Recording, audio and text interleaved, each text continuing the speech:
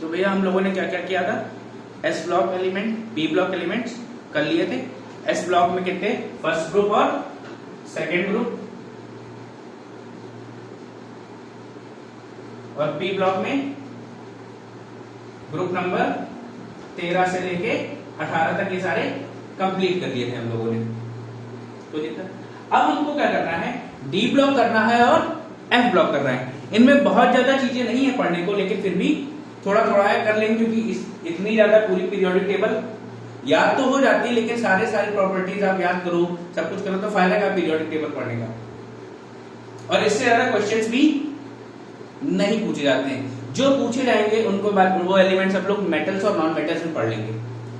जब metals and non metals पढ़ते हैं तो हमें जैसे इंपॉर्टेंट क्या है, कॉपर है, जिंक है, ये सब जिंक गैल्वेनाइजेशन में यूज होते हैं, ठीक है। फिर निकल है, ये हमने पढ़ना है कहाँ पे, जब हम उसका पढ़ रहे होंगे, फूड प्रिपरेशन पढ़ेंगे तो वहां यूज होता है। गोल्ड है, मरकरी है, प्लेटिनम है, तो ये हमें क्या पढ़ने हैं, ये पढ़ने के मेटल्स और नॉन मेटल्स में इनको पढ़ लेते हैं, कोई दिक्कत। तो हमें सबसे सीधी बात, कौन कौन से ब्लॉक पढ़ने हैं, 2 ब्लॉक पढ़ने हैं। एक तो डी ब्लॉक, तो डी ब्लॉक की बात करें, डी ब्लॉक कहां से कहां तक है, 3rd ग्रुप से लेके 12th ग्रुप तक, 13वें से 12वें ग्रुप तक। और टोटल नंबर ऑफ एलिमेंट्स इसमें कितने हैं, एक पीरियड। अभी देखो, अभी तक हम लोग कैसे देख रहे थे, ऐसे देख रहे थे, या ऐसे ही देख लो, कितने हैं, 1 2 3 4, एक ग्रुप में कितने एलिमेंट्स हैं, 4, और टोटल कितने हैं, 1 2 3 4 5 6 7 8 9 10, 10, और 10 into 4, 4 into 10, कितने एलिमेंट्स हो गए, टोटल 40 तत्व हैं पूरे डी ब्लॉक में। 40 से बहुत ज्यादा है, 40 से सॉरी कम है, 2 हटा दें तो नहीं 40 नहीं, ठीक है। टोटल एलिमेंट कितने हैं इसमें, 40 हैं, 40 एलिमेंट्स हैं। और इनको क्या बोला जाता है, इनको कहा जाता है ट्रांजिशन एलिमेंट्स, यानी संक्रमण तत्व बोला जाता है। अब इनको संक्रमण तत्व यानी ट्रांजिशन एलिमेंट्स क्यों बोला जाता है। अब भैया कोई भी आप देखोगे, न्यूक्लियस हो गया, इसके बाद क्या है, कक्षाएं हैं, सेल्स हैं। इसमें सेल में जो होगा इलेक्ट्रॉनिक कन्फिग्रेशन जब आप करेंगे, इनके बाहर तो इलेक्ट्रॉन दिख रहा होगा आउटर सेल में, लेकिन इसके पहले जो जस्ट सेल है उसमें इलेक्ट्रॉन नहीं होते। क्या, जो आउटर मोस्ट सेल है, सबसे बाहरी कक्षा है, उसमें तो इलेक्ट्रॉन होंगे, परंतु उसके जस्ट पहले वाली कक्षा में कोई भी इलेक्ट्रॉन नहीं होता। जब इलेक्ट्रॉन नहीं होगा तो उसकी टेंडेंसी क्या होगी, इलेक्ट्रॉन अंदर जाए, तो इलेक्ट्रॉन क्या हो सकता है, इलेक्ट्रॉन की टेंडेंसी होती है वो शिफ्ट हो सकता है, इसलिए इनको क्या कहा जाता है, ट्रांजिशन एलिमेंट्स कहा जाता है। कोई दिक्कत है, ठीक है। तो इसमें तुम लिख सकते हो, इन transition elements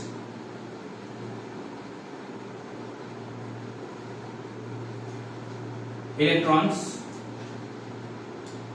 are present in outermost cell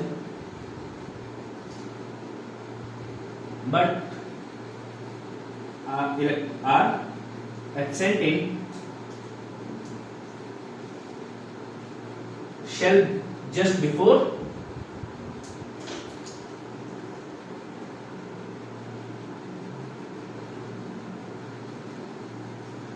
valence shell. भैया आउटर मोस्ट शेल को वैलेंस शेल भी तो कहते हैं, कोई दिक्कत। बाहरी कक्षा में इलेक्ट्रॉन्स होंगे, परंतु अंदर वाली कक्षा में इलेक्ट्रॉन्स नहीं होते हैं, जिसकी वजह से इनमें क्या होती है, इनमें अंदर आने की टेंडेंसी होती है।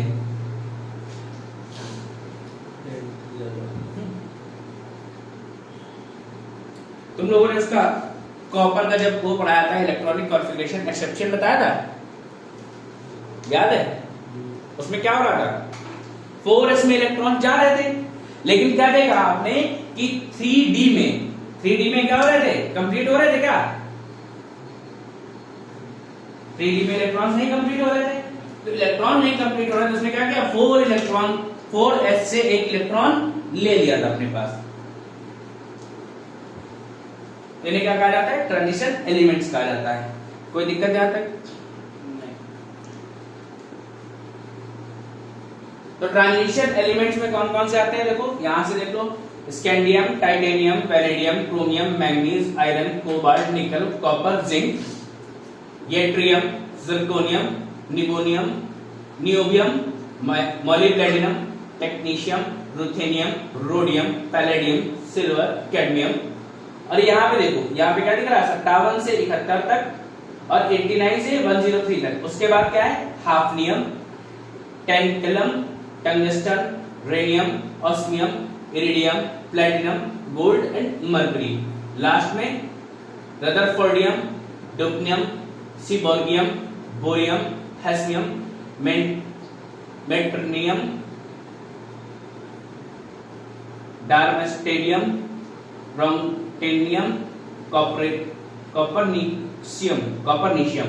तो इस तरीके से क्या है? ये टोटल आपके 40 एलिमेंट्स हैं।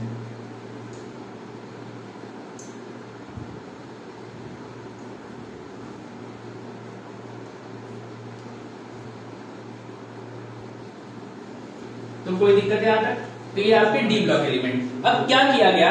इसी डी ब्लॉक से आपने देखा 57 नंबर से 71 नंबर, ये येट्रियम के जस्ट आप नीचे देखेंगे तीसरे ग्रुप में। जब आप पीरियोडिक टेबल अगर आपके पास है, आप किसी ना किसी बुक में होगी, आप अपने फोन में डाउनलोड कर लेंगे, तब जब आप देखेंगे तो क्या होगा? वहां आप तीसरे ग्रुप में 57 से लेके 71 तक देख रहे होंगे, और उसके बाद तीसरे ग्रुप की चौथी लाइन में 89 से लेके 103 तक देख रहे होंगे। तो ये क्या थे? पहले ये डी ब्लॉक में ही रखे हुए थे, लेकिन इनको क्या किया गया? बाद में उठा के अलग रख दिया गया, अलग रख दिया गया। और इसमें टोटल कितने एलिमेंट थे? 14 थे लैंथेनाइड में, 14 थे एक्टिनाइड में, और इनको टोटल कहा गया, इनको नया नाम दिया गया क्या? F block. F block elements, या इनका दूसरा नाम है रेयर अर्थ एलिमेंट्स। इनको क्या कहा जाता है? रेयर अर्थ एलिमेंट्स कहा जाता है। और सब ऊपर वाली जो सीरीज है उसको कहा जाता है लैंथेनाइड्स, लैंथेनाइड सीरीज, एंड नीचे वाली कहा जाता है एक्टिनाइड सीरीज। लैंथेनाइड सीरीज में आते हैं कितना? 57 से लेके 71 तक, और एक्टिनाइड में सीरीज में आते हैं 89 से लेके 103 तक। कोई दिक्कत? तो 14 यहां हो गए, 14 वहां हो गए। टोटल एलिमेंट्स कितने हैं? 28 एलिमेंट्स हैं एफ ब्लॉक में। ठीक है। और क्या? ये क्या है? Most of the element. इनमें ज्यादातर एलिमेंट कैसे हैं?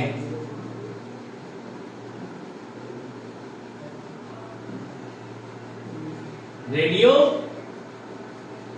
एक्टिव है। और रेडियो एक्टिव एलिमेंट्स की बात करते हैं तो what are radioactive elements? Element जिनका एटॉमिक मास ऐसे एलिमेंट्स जिनका एटॉमिक मास बहुत ज्यादा होता है, जिसकी वजह से क्या होता है? उनमें अनस्टेबिलिटी होती है, अस्थिरता रहती है। अब ये क्या करते हैं? खुद को स्टेबल करने के लिए ये अपने एटॉमिक मास को अल्फा, बीटा और गामा रेस की फॉर्म में रिलीज करते हैं, जिससे ये स्टेबल हो जाए। कोई दिक्कत? तो ये भी आपका होगा क्या? डी ब्लॉक हो गया और एफ ब्लॉक हो गया। यहां से आपकी पीरियोडिक टेबल कंप्लीट हो गई है। अब हमें क्या पढ़ने? Properties of periodic table. ठीक है, इसको नोट कर लो। अब हम लोग क्या पढ़नी? Properties of periodic table. लिख लो भैया, आवर्त सारणी के गुण।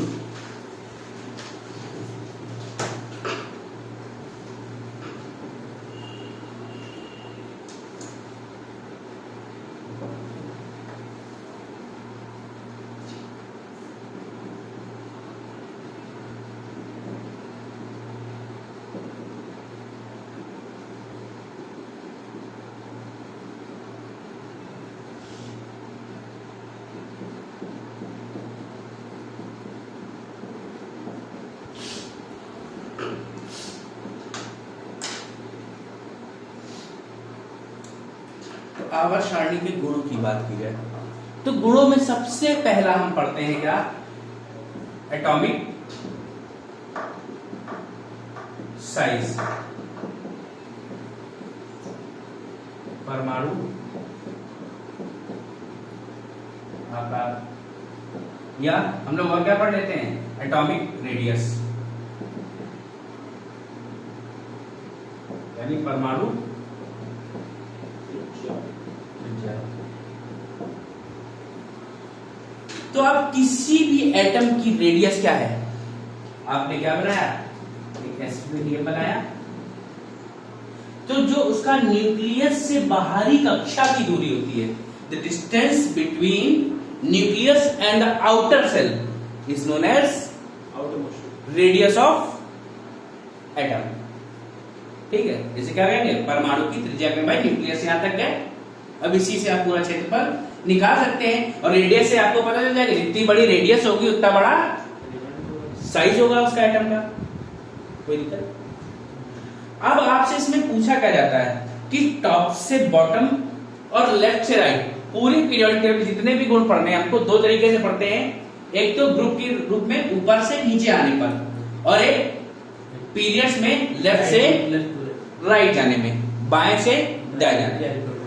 तो भैया एटॉमिक साइज की बात करें, जब आप ग्रुप्स में ऊपर से नीचे आ रहे होंगे, यानी टॉप टू बॉटम,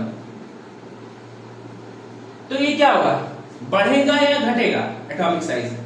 तो जैसे जैसे आप देख रहे हो क्या सबका एटॉमिक नंबर बढ़ रहा है, that means number of electrons increases, बढ़ रहा है ना।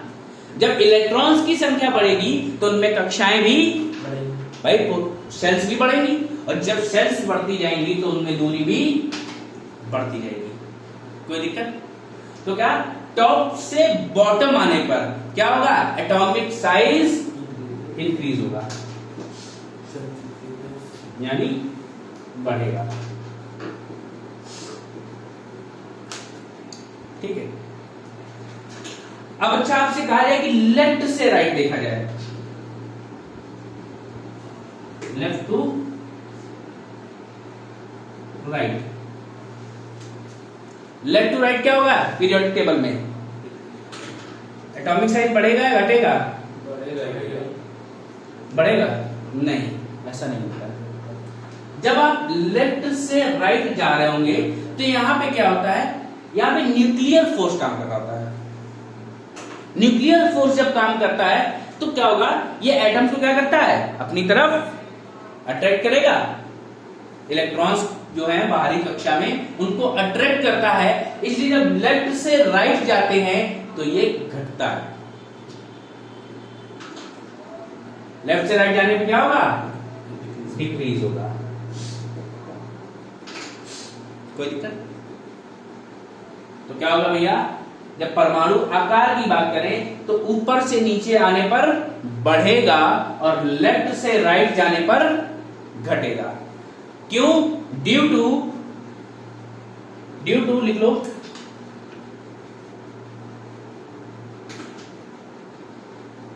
Effective nuclear charge, due to effective nuclear charge. और यही न्यूक्लियर चार्ज क्या करता है, ये इलेक्ट्रॉन्स को अपनी तरफ घसीटेगा। अब न्यूक्लियस में चार्ज कैसा होगा, न्यूक्लियस पे पॉजिटिव चार्ज होगा, और इलेक्ट्रॉन्स पे नेगेटिव चार्ज होगा। तो दोनों क्या करेंगे, अट्रैक्ट करेंगे या रिपेल करेंगे, आकर्षण होगा या दूर जाएंगे, आकर्षण होगा ना, अट्रैक्शन होगा, दोनों अपोजिट चार्जेस हैं।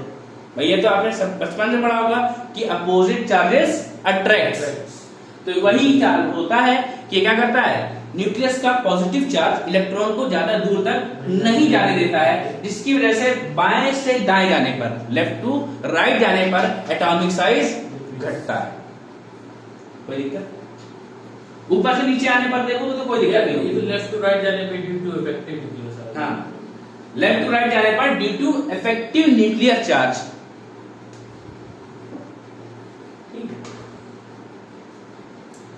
यहां तक कोई समस्या?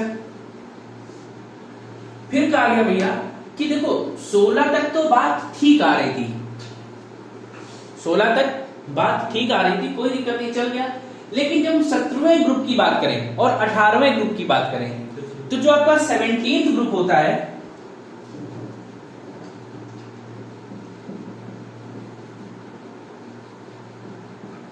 तो 17th ग्रुप में क्या होते हैं? वंडरवॉल फोर्सेस होते हैं, वंडरवॉल बॉन्ड होते हैं या वंडरवॉल फोर्सेस होते हैं, जो क्या है? सबसे कमजोर होते हैं। और अगर ये कमजोर हो गए और न्यूक्लियर फोर्स क्या हो जाएगा? बढ़ जाएगा।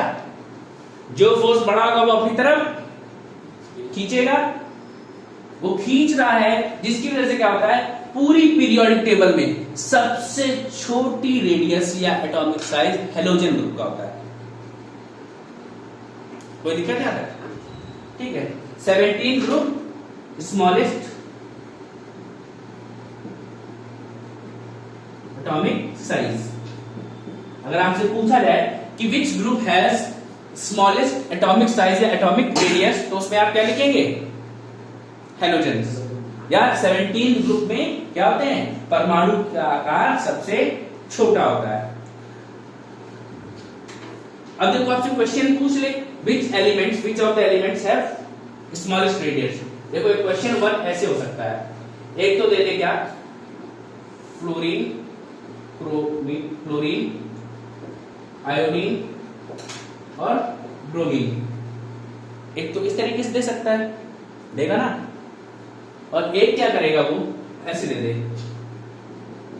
ब्रोमीन, कैल्शियम, कॉपर और जिंक। अब इनमें से आपसे पूछे सबसे छोटी त्रिज्या किसकी है? रेडियस या परमाणु का आकार सबसे छोटा कौन सा है? दो क्वेश्चन आपको दिए हैं, 1 और 2, फ्लोरीन, क्लोरीन, आयोडीन और ब्रोमीन। और इधर क्या है? Bromine, calcium, copper, zinc. पहले तो आप क्वेश्चन नंबर 2 करें। मैंने अभी बताया कि 17 ग्रुप में क्या होते हैं? सबसे स्मॉलेस्ट एटॉमिक साइज होता है। तो भैया सबसे छोटा यहाँ पे तो एक ही है ना हेलोजन, ब्रोमीन। इसका आंसर सीधे सीधे आपको मिल जाएगा, ब्रोमीन। बट अब कह दिया फ्लोरीन, क्लोरीन, आयोडीन और ब्रोमीन। तब इनमें एटॉमिक साइज किसका बड़ा होगा? सबसे बड़ा आई का। तो इसमें क्या होगा? इसमें भैया आई का होगा। क्यों होगा? अभी मैंने बताया था, ऊपर से नीचे आने पर, टॉप से डाउन होने पर क्या होता है? साइज इंक्रीज होता है। तो अब आपको अगर 17 ग्रुप याद होगा क्या? फिर कल बढ़ रहा है एंटी, फ्लोरीन, क्लोरीन, ब्रोमीन और आयोडीन, ऐसे लिखा है। तो इनमें याद होगा तो आयोडीन क्या है? सबसे लास्ट में आया है ऊपर से नीचे आने पर। दैट मीन्स उसका एटॉमिक साइज क्या होगा? बड़ा। कोई दिक्कत नहीं आता? ये समझ में आ गया? इसको नोट कर लो। अच्छा एक और देख लो, अगर 17 ग्रुप के बाद किसका बॉन्ड होगा जिसका साइज होगा थोड़ा सा बड़ा होगा? अगर 17 ग्रुप ना दिया हो, वहां दिया हो 18 ग्रुप। 18 ग्रुप है, यहां पे होता है कोवेलेंट, यहां होता है वंडरवॉल। 17 में क्या लिखो? वंडरवॉल फोर्सेस, यहां कोवेलेंट, वंडरवॉल बॉन्ड लिखो, ठीक है, कोवेलेंट बॉन्ड। और वंडरवॉल बॉन्ड क्या होता है भाई? वंडरवॉल फोर्स होता है। वंडरवॉल फोर्स कमजोर होता है। और जो 18 ग्रुप होता है वहां क्या होता है? कोवेलेंट बॉन्ड होता है। अब आपसे पूछे 17 ग्रुप के बाद किसका छोटा एटम है? आफ्टर 17 ग्रुप सबसे छोटा तो 17 है, लेकिन 17 के बाद कौन सा छोटा है? तो वो 18 ग्रुप है, यानी नोबल गैसेस वाला ग्रुप है, जिसका साइज क्या होता है? छोटा होता है। कोई दिक्कत है? नोट करो। ठीक है, ये हो गया क्या आपका एटॉमिक साइज। एटॉमिक साइज के बाद अगली हेडिंग डाल लो वैलेंसी, यानी संयोजकता। 18 ग्रुप है, सेकंड स्मॉलेस्ट साइज। हाँ, 18वें ग्रुप जो होता है, 18वां ग्रुप है, वर्ग है, उसकी जो है उसकी त्रिज्या क्या होती है? 17वें ग्रुप से बड़ी होती है, बट बाकियों से छोटी होती है।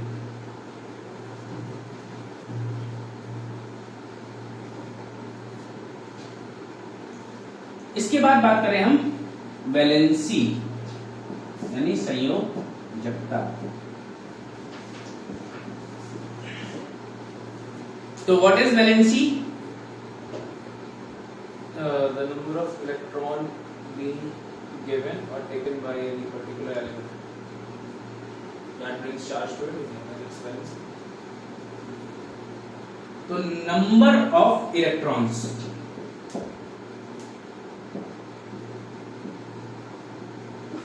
मतलब आपने देखा है कैसे न्यूक्लियस इसके चारों तरफ शेल होती है, इसकी बाहरी कक्षा में क्या होते हैं? इलेक्ट्रॉन्स होते हैं। जो इसकी बाहरी कक्षा में इलेक्ट्रॉन्स होते हैं उन्हें क्या कहा जाता है? Valence electrons.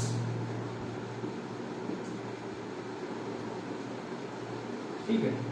और जो बाहरी कक्षा होती है इसको क्या कहते हैं? Valence free electron shell. ये इनको वैलेंस इलेक्ट्रॉन या फ्री इलेक्ट्रॉन से बोल सकते हो, कोई दिक्कत नहीं, बस कुछ फ्री इलेक्ट्रॉन बोल दिया जो। ठीक है, वैलेंस इलेक्ट्रॉन या फ्री इलेक्ट्रॉन जो तुमको हम वो बोल देंगे, बस सही बोलना। ये क्या है? वैलेंस शेल है और ये वैलेंस इलेक्ट्रॉन है। अब यही जो वैलेंस शेल के इलेक्ट्रॉन क्या करते हैं? यही तो आपकी जब केमिकल रिएक्शन होती कोई भी तो यही पार्टिसिपेट करते हैं केमिकल रिएक्शन में, और इनसे बनाया हुआ जो बॉन्ड है उन्हीं को क्या बोलते हैं हम?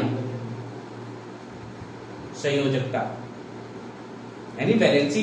कितने इलेक्ट्रॉन जुड़ सकते हैं? The capacity to form bond is known as valency.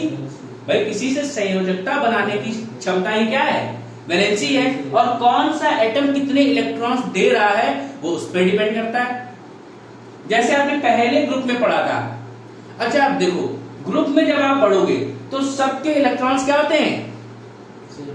Same होंगे, सबकी वैलेंसी सेम होगी, चाहे आप हाइड्रोजन का ले लें चाहे आप फ्रांसियम का ले लें, दोनों की वैलेंसी क्या है? +1 है, कोई दिक्कत? वहीं आप चाहे बेरिलियम की ले या रेडियम की ले, दोनों की वैलेंसी +2 है।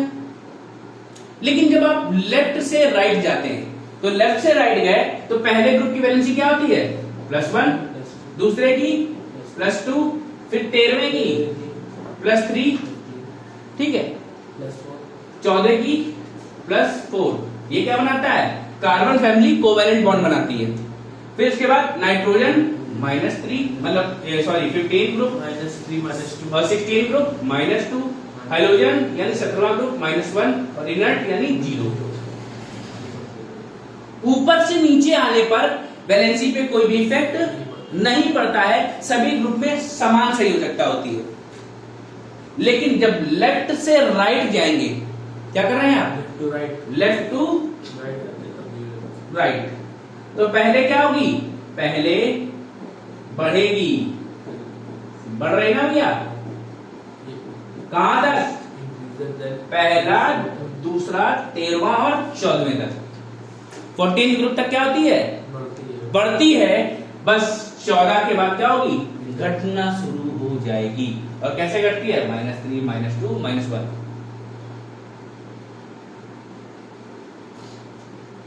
ठीक है। और कैसे घटने का क्रम थोड़ा देख लेना, तुम्हें लग रहा ये वैसे तो ये बढ़ रही है, देख रहे हो, -3 से -2 है, -2 से -1 है, लेकिन याद करने के लिए थोड़ा सा हम इसको इजी कर लेते हैं, क्योंकि भाई -3 तो छोटा है ना -2 से, तो देखा जाए तो ये बढ़ ही रही है। बट हम इसको अपने कन्वीनियंस के लिए बोलते हैं क्या? पहले बढ़ेगी फिर घटेगी। कोई दिक्कत? Firstly increase then decrease. यहां तक कोई समस्या है वैलेंसी में? कुछ नोट करना है? नोट कर लो। तो सीधे सीधे लिख लोगे, capacity to form bond is known as valency. Capacity to form bond is known as valency, या number of electrons in outer shell. Number of free electrons in outer shell is also known as valency। ठीक है भैया, तो note कर लो इसको। Number of free electrons in outer shell is also known as valency।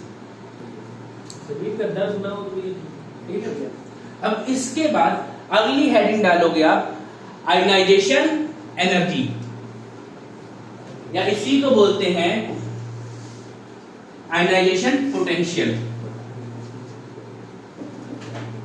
लिखो भैया ionization energy या ionization potential, और हिंदी में बोलते हैं आयरन ऊर्जा।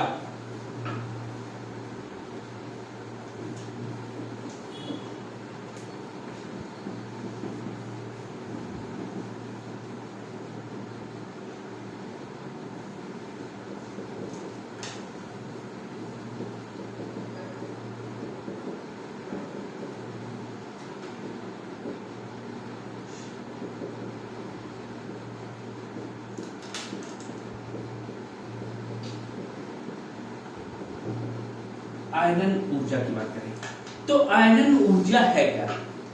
तो भैया आपने देखा था कुछ ऐसे सेल और ये इलेक्ट्रॉन, तो ये जो बाहरी कक्षा में इलेक्ट्रॉन क्या है? मुक्त इलेक्ट्रॉन है।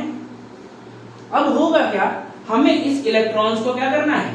निकालना है इस कक्षा से, इस कक्षा से निकालना है। तो अब जब कक्षा से बाहर निकालना है तो कैसे निकलेगा? इलेक्ट्रॉन कब अनस्टेबल होता है? जब उसके पास एनर्जी ज्यादा हो।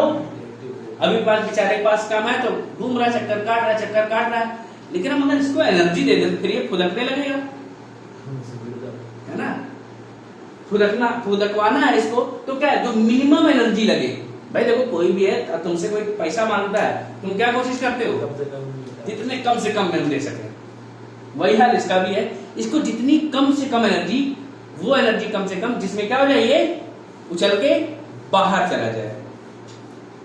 ठीक है, the minimum energy through which electron can be remove from its shell. सबसे कम ऊर्जा जिसके सारे क्या हो, जिसके द मिनिमम एनर्जी, लिख लो the minimum energy required to remove an electron, to remove an free electron from valence shell। कोई दिक्कत?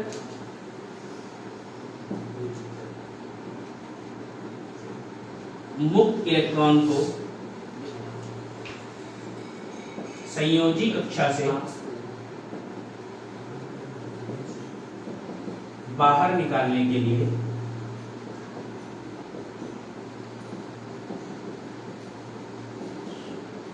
न्यूनतम ऊर्जा, कोई दिक्कत क्या है? किसी भी इलेक्ट्रॉन को जब बाहर निकालना है तो जो मिनिमम एनर्जी हम उसे देंगे उसी को हम क्या बोलते हैं? आयनाइजेशन एनर्जी या आयनाइजेशन पोटेंशियल या आयरन ऊर्जा कहते हैं। Minimum energy required to remove an free electron from valence shell. ये नोट कर लिया। अब देखो जब आप क्या कर रहे होंगे, अब फिर हमने बताया था इसको कैसे देखते हैं, एक बार टॉप से बॉटम आने पर और एक बार लेफ्ट से राइट जाने पर। Top to bottom. अच्छा, टॉप से जब बॉटम आए थे तो हमारा साइज क्या हो रहा था? साइज इंक्रीज हो रहा था। जब साइज इंक्रीज होगा तो इससे न्यूक्लियस की दूरी क्या हो जाएगी? बढ़ जाएगी, बढ़ने लगेगी ना। जैसे आपने हीलियम देखा तो आसान हो जाएगा इसमें। हीलियम या लिथियम देखो, लिथियम में कितने इलेक्ट्रॉन है? लिथियम देखो, लिथियम 3 इलेक्ट्रॉन, लिथियम में 3 इलेक्ट्रॉन है, तो एक में भैया 2 आ गए और एक में 1 आ गया। और कक्षाएं कितनी है? 2 ही कक्षा है। 2 कक्षाएं। वही हम हाइड्रोजन को देखें तो हाइड्रोजन में कितने कक्षाएं होंगी? एक कक्षा होगी। और आगे बढ़ गए, कोई बड़ा एलिमेंट ले लिया हमने, ये ले लिया सॉरी पोटेशियम। ये क्या था हमारा? लिथियम, ये हाइड्रोजन और ये पोटेशियम। पोटेशियम का कितना है? 19 है, तो पहले में 2 फिर 8,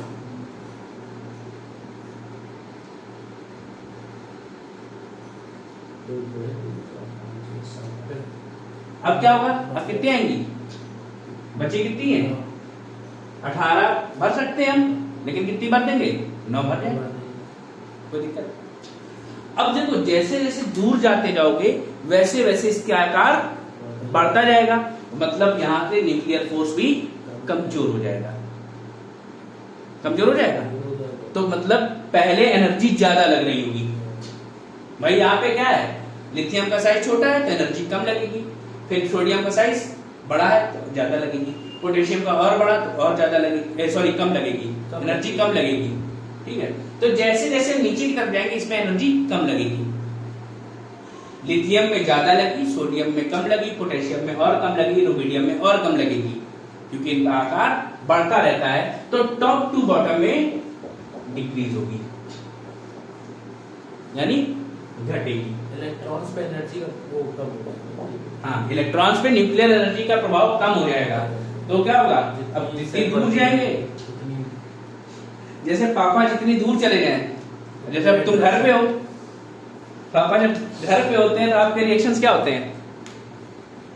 पहले दिन भर एक कमरे में बैठे किताब लिए, भले पढ़े ना पढ़े लेकिन उतनी देर किताब लिए बैठे हैं, और पापा जैसे ही ऑफिस गए तो हो गए मुफ्त इलेक्ट्रॉन, उठाया घर से गाड़ी और घूम रहे हैं बाहर। तो यही हाल यहाँ भी है।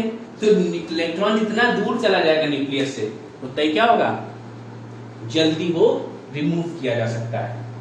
तो टॉप से बॉटम पे आने पे डिक्रीज होगी। वहीं हम बात करें अब लेफ्ट से राइट जाने पर,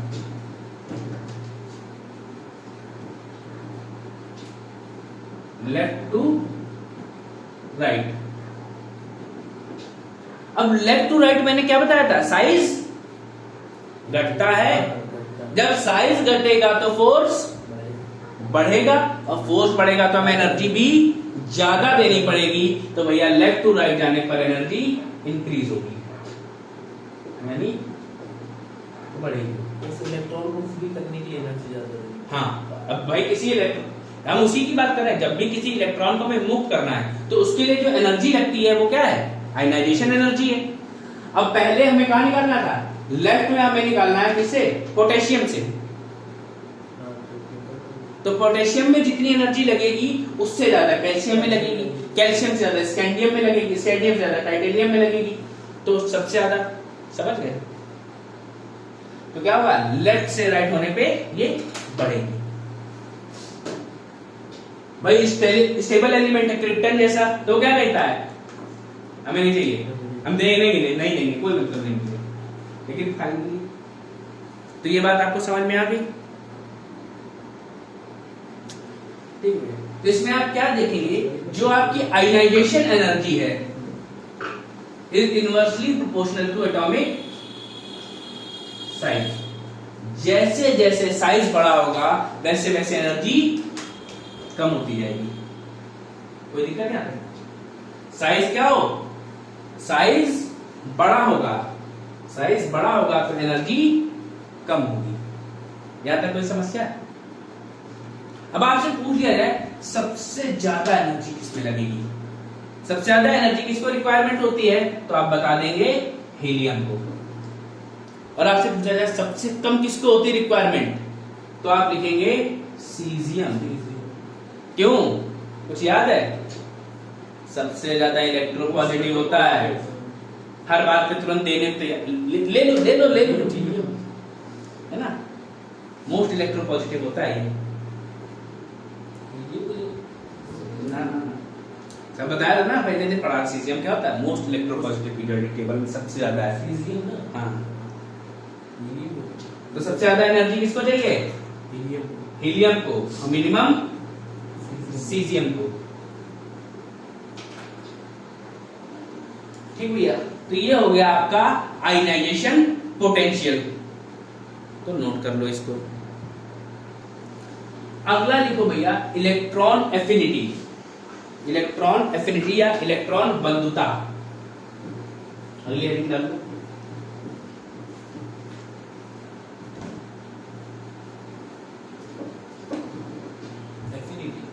एफिनिटी को AFFINITY।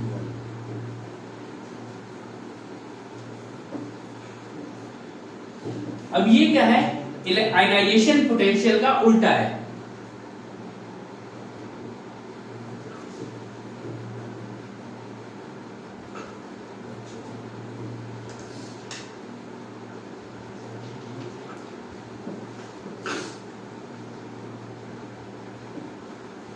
अब उसमें क्या कर रहे थे हम, एनर्जी, इलेक्ट्रॉन को निकालने के लिए एनर्जी दे रहे थे ना।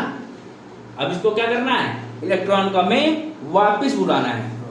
किसी इलेक्ट्रॉन को अपनी कक्षा में स्थापित करने के लिए या दूसरी कक्षा में स्थापित करने के लिए दी गई ऊर्जा, ठीक है, energy required to enter the electron ionization energy लेने वाली into a shell, minimum energy, न्यूनतम ऊर्जा जिससे क्या हो, हम किसी इलेक्ट्रॉन को उसकी कक्षा में प्रवेश करा सके।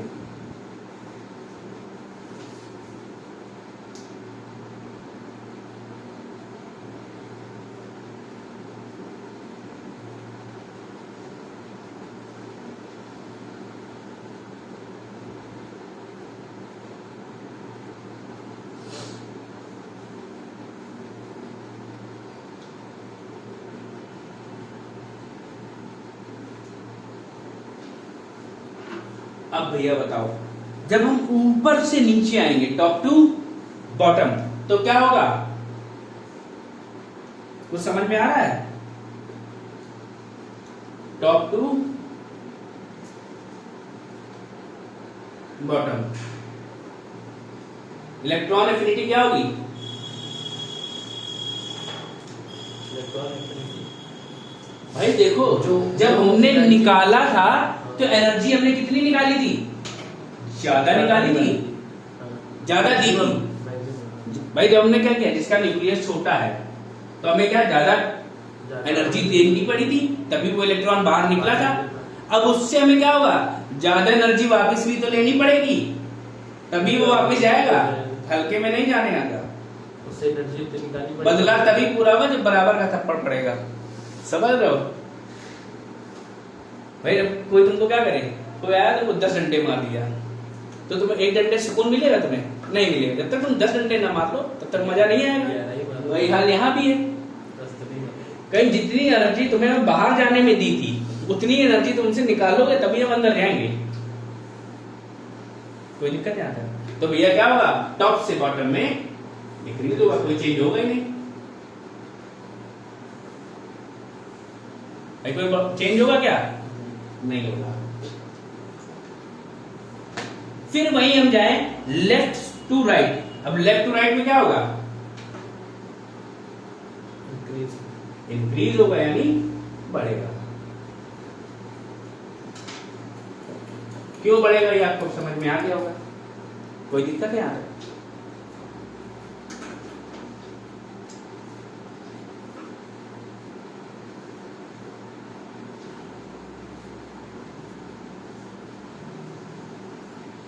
तो यहां तक कोई समस्या?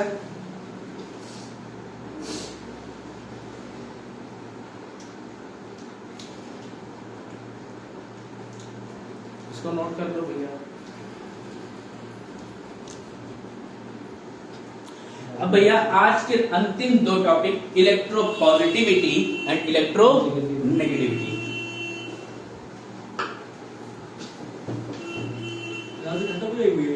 हाँ ये खत्म है। फिर इसके बाद कुछ की पॉइंट्स हैं।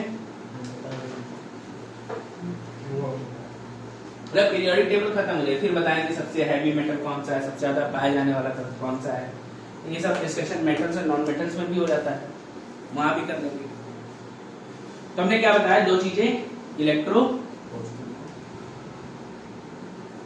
पॉजिटिविटी, दूसरी तरफ क्या लिखेंगे हम लोग, इलेक्ट्रो नेगेटिविटी, यानी विद्युत ऋणात्मकता।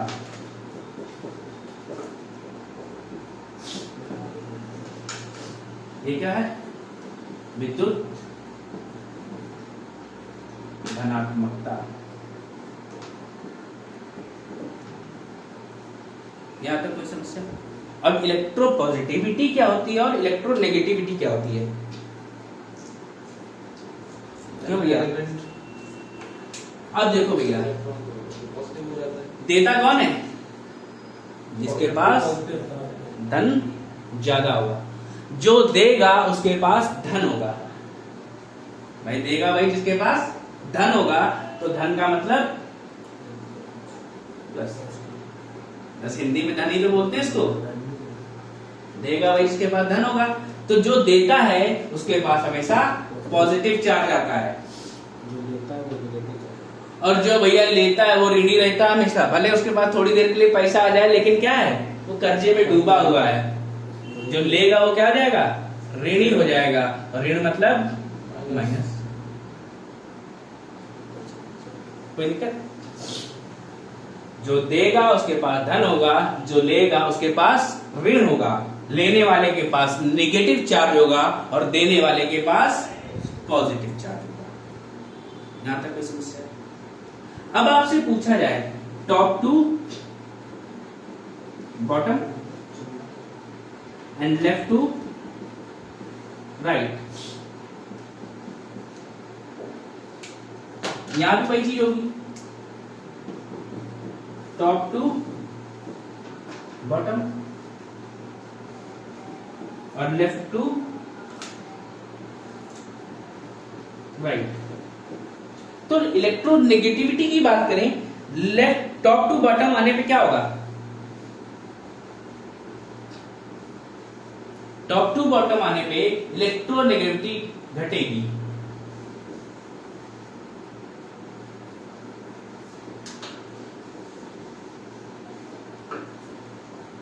जब आप क्या कर रहे हैं, ऊपर से नीचे की ओर आएंगे, तो इलेक्ट्रॉन्स की संख्या क्या होती है, बढ़ती है घटती है? बढ़ती है। इलेक्ट्रॉन की संख्या बढ़ती है। इलेक्ट्रॉन्स ज्यादा होंगे तो क्या करता है, लेगा या देगा? देने में विश्वास करता है। कोई दिक्कत? तो क्या करता है, वो देने में विश्वास करता है। तो मतलब क्या होगा, इलेक्ट्रोनेगेटिविटी कम होगी। भाई देने वाले के पास तो पॉजिटिव होता है ना, वो बढ़नी चाहिए, लेकिन क्या हो रहा है, ये घट रही है। दैट मीन्स इलेक्ट्रोनेगेटिविटी टॉप से बॉटम आने पे घटती है। वही हम बात करें इलेक्ट्रोपॉजिटिविटी, तो जब हमने बताया इलेक्ट्रॉन ज्यादा है तो वो देना चाहता है, तो टॉप से बॉटम में क्या होगा, ये इंक्रीज होगी, यानी बढ़ेगी। कोई समस्या? अब वही हम लेफ्ट से राइट जाएं, लेफ्ट से राइट जाएं तो इलेक्ट्रोनेगेटिविटी क्या होगी, इंक्रीज होगी, यानी बढ़ेगी। और यहां पे लेफ्ट से राइट जाने पे इलेक्ट्रोपॉजिटिविटी डिक्रीज होगी, यानी घटेगी।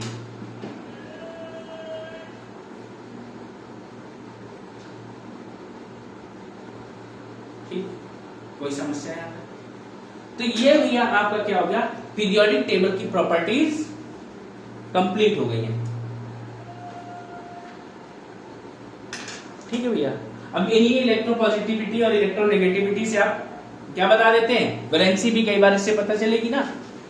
भाई उसकी -2 है, इसकी +2 है, मतलब क्या वो 2 ले सकता है, ये 2 दे सकते हैं, इस तरीके से बताया जाएगा। तो यहां से भैया आपकी पीरियोडिक टेबल खत्म हो गई है। सिर्फ कुछ की पॉइंट्स बचे हैं, वो मेटल्स और नॉन मेटल्स में भी डिस्कस कर लेते हैं। जैसे क्या है, most abundant element on earth crust क्या है, ऑक्सीजन। सबसे ज्यादा पाया जाने वाला मेटल कौन सा है, एल्यूमिनियम। सबसे भारी मेटल कौन सा है, ऑस्मियम। तो इस तरीके के क्वेश्चन जो हैं वो हम क्या करेंगे, जब मेटल्स और नॉन मेटल्स पढ़ रहे होंगे तो वहां पे इनको करवा दिया जाएगा।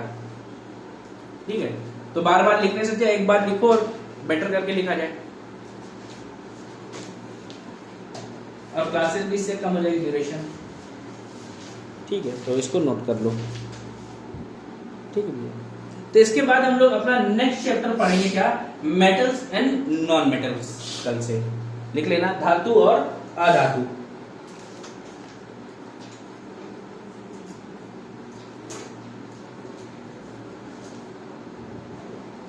तब तक के लिए बाय बाय।